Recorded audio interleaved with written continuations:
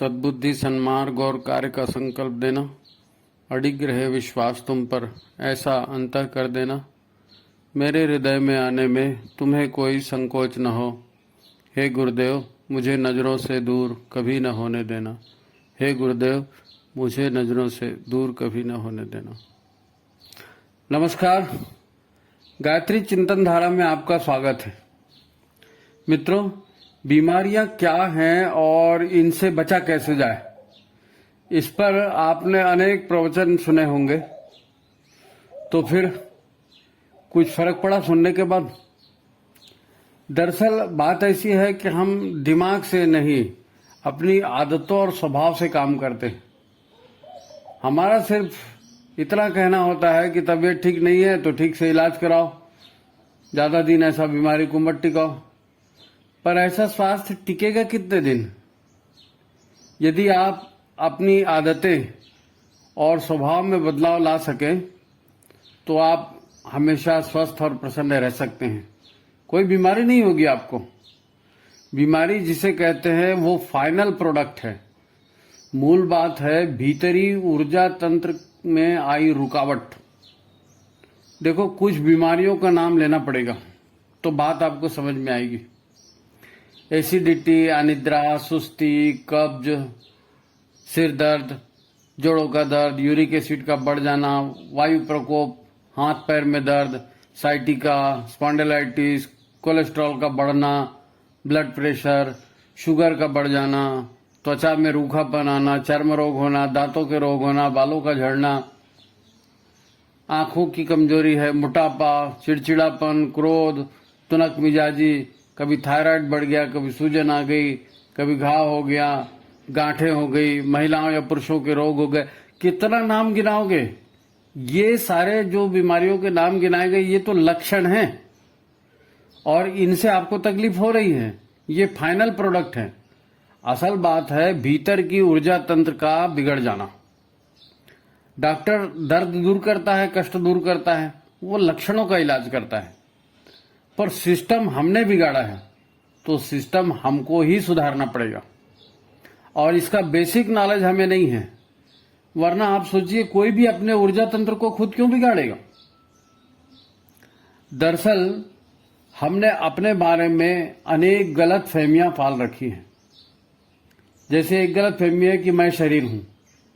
अच्छा चलो, मान लिया कि मैं एक शरीर हूं, मान लेते हैं, कोई दिक्कत नहीं। तो आपका शरीर कोई एक स्थायी संरचना है? आपके शरीर में 72% पानी है। वो पानी 2-4 घंटे पहले जमीन की गहराई में था या नहीं था? वो अब मैं हो गया।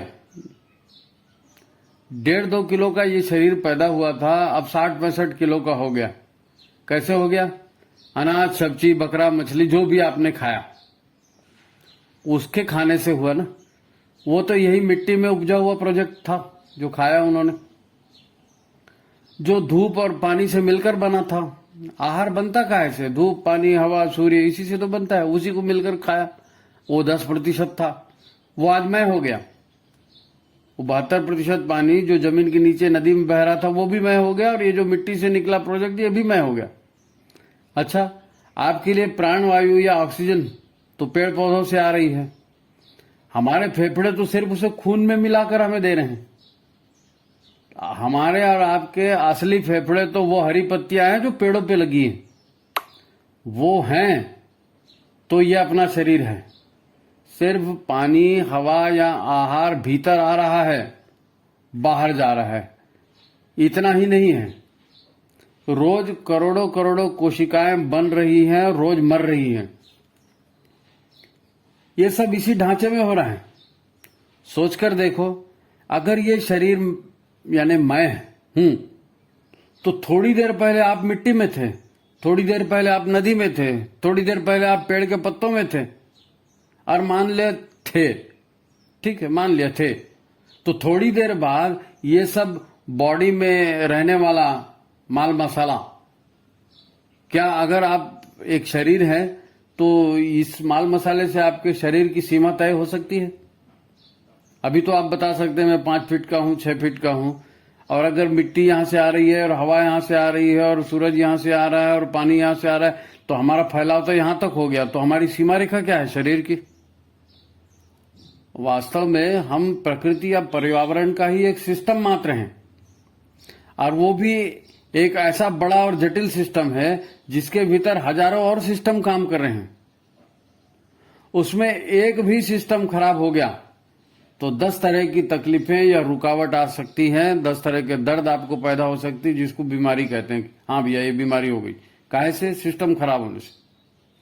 आप नकली दांत लगा लो, नकली बाल लगा लो, प्लास्टिक सर्जरी करवा लो, घुटना बदलवा लो, पेसमेकर लगवा लो, इंसुलिन इंजेक्शन लगाते रहो, कमर का पट्टा बांधा, गले का पट्टा बांधा, पीठ का पट्टा बांधा, ये ट्रांसप्लांट, वो ऑपरेशन, वो 5 लाख का बीमा, वो 10 लाख का इंश्योरेंस। ये समाधान लगता है आपको? ये समाधान है? ये समाधान ठीक लगता है क्या? ये हो भी नहीं सकता समाधान। अरे अपना वक्त भी दो, अपने परेशानी भी दो, अपने पैसे भी खर्च करो, हैं, और जिंदगी भर हाय हाय करके उसी पैसे को फिर कमाने में लगाओ। इससे ये तकलीफ वाली बातें नहीं लगती आपको?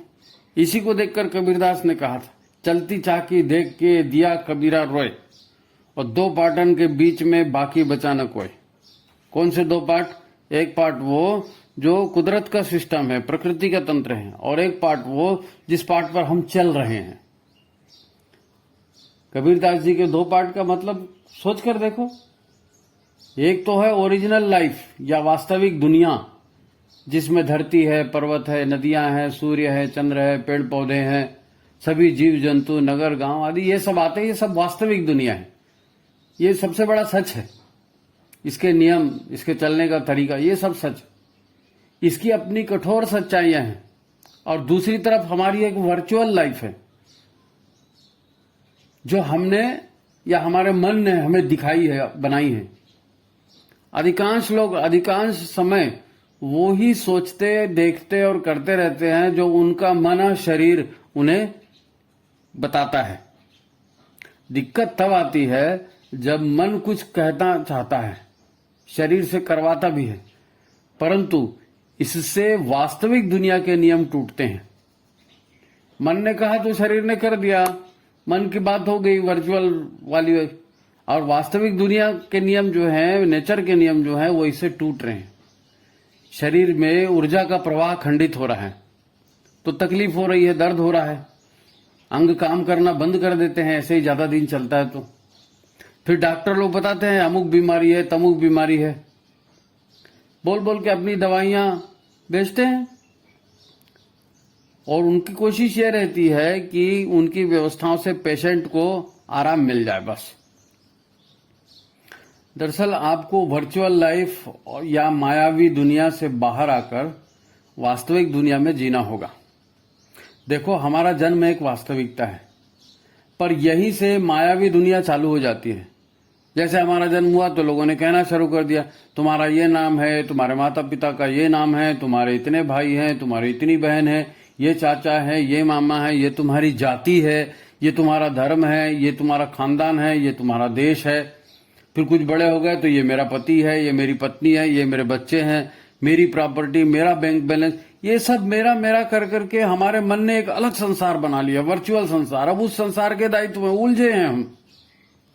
ये जो जीवन भर मैं, मेरा, मेरी मर्जी, मेरा विश्वास, मेरा ज्ञान, मेरी मान्यता, मेरी सोच, ये सब चलते रहता है, इनका वास्तविकता से कभी कोई संबंध बन भी जाता है, कभी कभी, परंतु अक्सर नहीं बनता।